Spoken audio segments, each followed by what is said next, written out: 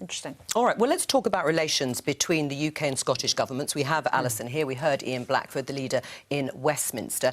They do seem to be even more strained this week because of a number of things that have happened. Obviously, the ongoing row about an independence referendum, which we'll talk about, but also a rule known as English Votes for English Laws, EVIL, rather unfortunate acronym, and about the big UN climate change conference in Glasgow this autumn, which we know is called COP26. Laura, what is the state of relations? I think quite bad. And I think quite frosty, but I also think at this end, I think the government realises that they have to start saying something more positive and new about the reasons why the union between Scotland and the rest of the UK deserves to carry on. I mean, we've had a very kind of fixed position, no, no, no, no, no, to the SNP's call for a referendum. But I think behind the scenes, there is an acknowledgement that they have to forcefully make the case for the union. They can't just keep saying no, they have to say something else. But I think relations have been frosty for quite some time, so it's not necessarily a new thing. But there's certainly no sense that after the election people can start again and try to work together in a collaborative way. Far from it. Right, well, let's talk about EVIL, Alison, because we're going to show a picture of you and your colleagues protesting, the SNP MPs trying to take part in yesterday's vote on the funding of the NHS. In England, health is a devolved issue. They were prevented from doing so by the Commons Deputy Speaker Eleanor Lang, as their constituencies aren't in England. There you can see them protesting in Parliament, holding up the signs, hear no evil, speak no evil. Alison, Michael Gove, speaking for the UK government, said this was an attempt by you, the SNP, to manufacture grievance. It certainly is not. What happened yesterday was quite extraordinary. It says that all MPs in that House are not equal. If you're not an English MP, you don't get to vote on this thing.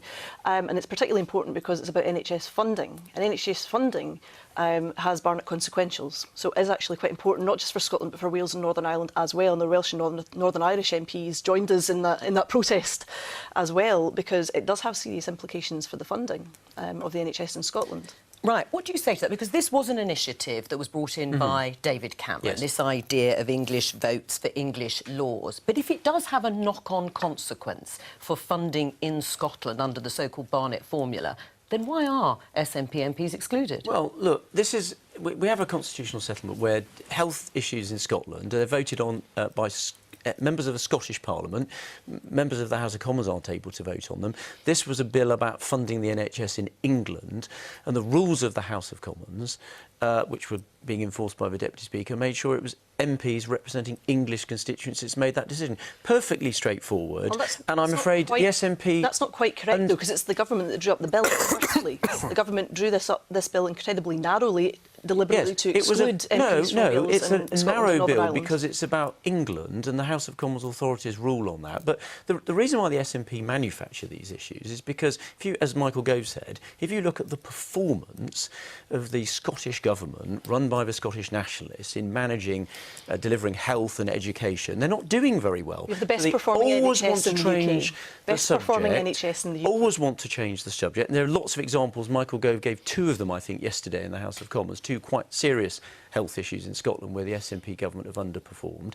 And they want to keep changing the subject. They talk about the Constitution because they don't want the scrutiny on their domestic record. And that's what, you know, the clue's in there. They're a nationalist party. They're obsessed by independence, even though in the referendum they agreed, Nicola Sturgeon agreed, Alex Salmond agreed, it was for a generation. That decision's been Let Alison respond, though, to your claim and allegation that you just do it to deflect from what's going on in Scotland. We absolutely do not. And we're very proud of our record in health and education, which stands Although you haven't met your own targets in terms of health waiting times. The waiting times in England are actually far, far worse than in Scotland. Alison, I'm asking about the ones in Scotland. All NHSs in the UK face those challenges, particularly over the winter period, and particularly when we've got issues with staffing, partly caused by Brexit and by EU nationals not coming here in the first place. The number of nurses that are coming to the UK from the EU has fallen off a cliff since the Brexit vote, and that's causing real pressures in the NHS. Not in the rest of the United Kingdom. It is. There are more. It certainly is. No, it absolutely hasn't. There are more NHS professionals from other parts of the European Union. The real question for the SNP on immigration is, at a time we have net hundreds of thousands of people coming to the United Kingdom, the real question for the SNP is, why don't any of them want to go to Scotland? Because the SNP's mismanaging the economy. That's the real question. Nick, what's your view on English